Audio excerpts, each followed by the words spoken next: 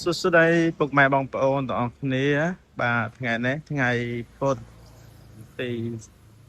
3ខែ6ឆ្នាំ2026បាទឥឡូវខ្ញុំសម្រាប់ពីការងារម៉ោង6ព្រឹកចេញធ្វើការឥឡូវខ្ញុំដើរស្ពុះទៅខាងមុខដើម្បីទៅរកបាយញ៉ាំពេលព្រឹកបាទថ្ងៃនេះថ្ងៃសម្រាប់ថ្ងៃពុធនេះក៏ជាថ្ងៃបុណ្យអីមួយដែរគឺថ្ងៃសម្រាប់អញ្ចឹងតាមផ្លូវកន្លែងខ្ញុំរស់នៅនេះគឺឆ្ងាត់អត់សូវមានឡានមានម៉ូតូទេបាទឆ្ងាត់ឈឹងតែម្ដងហើយខ្ញុំដើរទៅខាងមុខនោះអត់ដឹងថាមានអីលក់ខ្លះទេអញ្ចឹង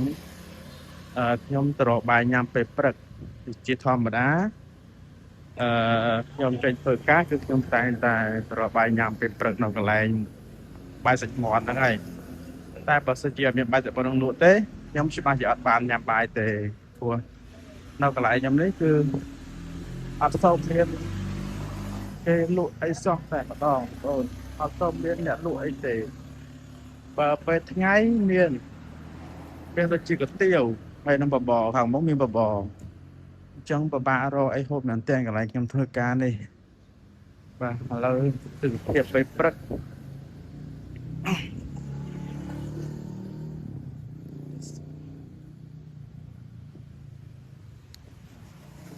ទិដ្ឋភាពពេលព្រឹកស្ងាត់ល្អម៉ោង6ជាង7តែឆ្ងាត់អញ្ចឹងអានេះជាថ្ងៃសម្រាប់ប្រហែលជាអត់មានឡានមានអីម៉ូតូរត់ទេមនុស្សដើរទៅមកទេបាទកន្លែងនេះគឺកន្លែងបបរលក់3-4ម៉ោងជាកាហ្វេបាទឥឡូវខ្ញុំតម្រង់ទៅរកបាយមាន់កន្លែងដែលជាប្រចាំរបស់ខ្ញុំដែលខ្ញុំតែងតែញ៉ាំរាល់ថ្ងៃតែមិនអស់